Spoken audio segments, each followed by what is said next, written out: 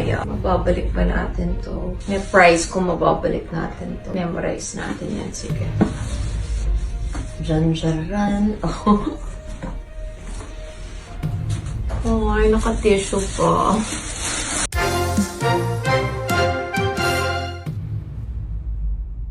Isang napakahiwagang pampamilyang hapunan sa pagitan ni Kris Aquino at Raisa May Dizon ang nagdulot ng napakalaking kontrobersya at mainit na diskusyon sa buong industriya ng showbiz ngayon. Isang napakahiwagang gabi ang naganap sa loob ng isang lihim at pribadong tahanan kung saan tanging ang mga pinakamalapit lamang na miyembro ng pamilya Aquino at ilang piling kaibigan ang nakasaksi sa isang napaka-emosyonal na kaganapan. Sa gitna ng simpleng hapunan na malayo sa mata ng publiko at sa nakasisilaw na ilaw ng mga kamera ng media, formal na ipinasa ng tinaguriang Queen of All Media na si Kris Aquino ang isang napakahalaga at napakamahal na pamana ng pamilya kay Raisa May Dizon. Ang nasabing hiyas, na isang sinaunang kwintas na pinalamutsyan ng mga pambihirang diamante at may malalim na kasaysayan sa angkan ng mga Aquino, ay personal na isinuot ng dating aktres at host sa liig ng batang komedyante, habang ang bawat isa sa mga nakasaksi ay hindi mapigilang lumuha sa matinding emosyon na bumalot sa buong silid. Ayon sa mga eksklusibong impormasyon na nakuha mula sa mga taong naroon sa mismong kaganapan, hindi lamang ito isang simpleng pagbibigay ng regalo o ipakita lamang ang kabutihan. Loob ng kilalang host, ito ay itinuturing na isang opisyal na pagtanggap at pagbasbas sa pagitan ng pamilya Aquino at kay Raisa May Dizon na matagal nang malapit na kasama at espesyal na kaibigan ng bunsong anak ni Kris na si Bimbay. Sa mga nakalipas na buwan ay naging napakainit na usap-usapan sa iba't ibang social media platforms ang tinaguriang Maybe Tambalan, kung saan marami sa mga tagahanga ang patuloy na nagsusulat ng mga haka-haka at kwento tungkol sa tunay na antas ng ugnayan ng dalawang kabataan. Ang kontrobersyal na hakbang na ito ni Kris Aquino ay agad na nagdulot ng napakalaking usap-usapan at iba't ibang reaksyon mula sa mga showbiz insiders, kritiko, at maging sa mga karaniwang mamamayan. Marami ang nagtatanong kung ito na ba ang formal na pagkilala ni Kris kay Raisa May bilang isang importanteng bahagi ng buhay ng kanyang anak, o kung may mas malalim pa itong kahulugan na hindi pa ganap na ibinubunyag sa pampublikong kaalaman.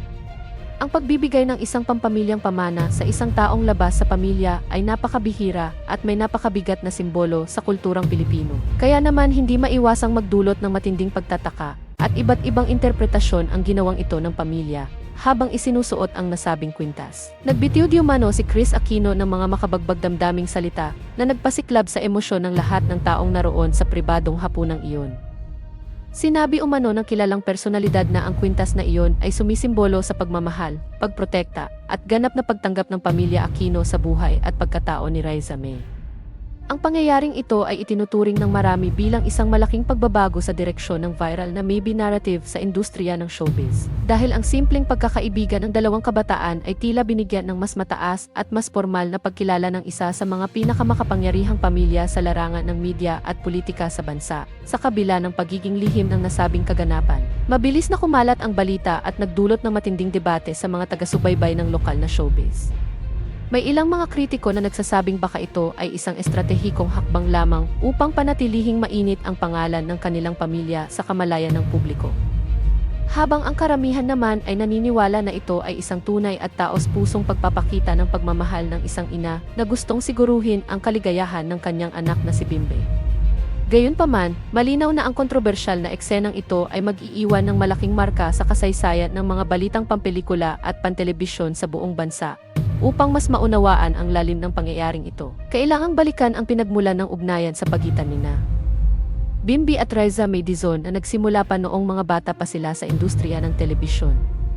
Sa bawat paglabas nila sa mga programa at interviews, kapans-pansin ang likas na kimika at matibay na samahan na nabuo sa pagitan ng dalawa, na kalaunan ay naging paksa ng malawakang suporta at pagmamahal mula sa milyon-milyong tagahanga. Ngunit ang pagpasok ng pamilya Aquino sa eksena sa pamamagitan ng pagbibigay ng napakahalagang pampamilyang hiyas ay nagbigay ng panibagong kulay at mas mabigat na kahulugan sa kanilang samahan, na nagtulak sa marami upang mag-isip na hindi na lamang ito simpleng pagkakaibigan sa harap ng kamera. Hindi rin maiwasang magkaroon ng paghahambing sa mga nakaraang kaganapan sa buhay ng pamilya Aquino, kung saan ang mga mahahalagang desisyon at pahayag ay palaging nagiging sentro ng pambansa. Talakayan. Ang pagkakaroon ng ganitong uri ng usapin ay nagpapatunay lamang na saan man magpunta at anuman ang gawin ng pamilya ay mananatili silang isa sa mga pinaka-impluensyal na angkan sa bansa.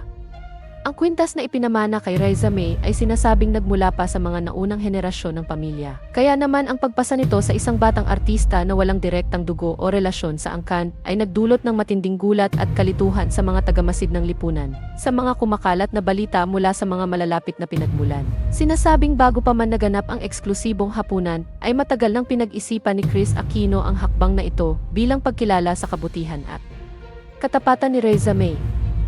Ayon sa mga ulat, nakita umano ng dating host kung paano naging mabuting impluensya at tunay na kaibigan ang batang aktres sa kanyang anak sa kabila ng lahat ng mga pagsubok at usapin na pinagdaanan ng kanilang pamilya sa mga nakalipas na taon.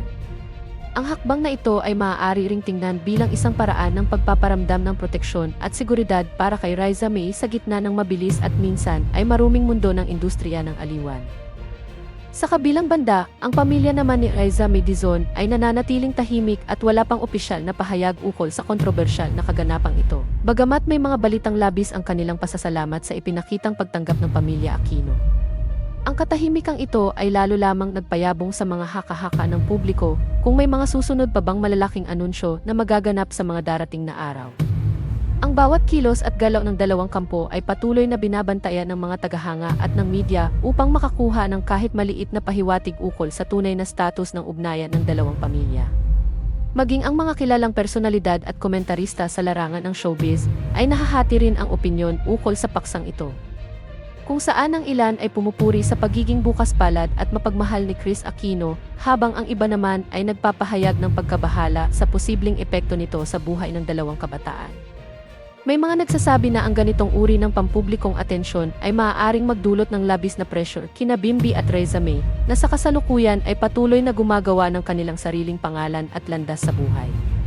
Gayunpaman, hindi maikakailan na ang kwentong ito ay naging isa sa mga pinakamainit at pinag-uusapang paksa sa buong bansa ngayong taon. Sa kasalukuyan, patuloy na naghihintay ang buong sambayanan at ang mga tagahanga ng formal na pahayag mula sa magkabilaang kampo upang linawin ang tunay na kahulugan ng kakaibang kaganapang ito. Samantala, ang kwintas na ipinamana kay Raisa May Dizon ay mananatiling isang malaking simbolo ng pagbabago sa buhay ng batang aktres at sa takbo ng buhay ng pamilya Aquino.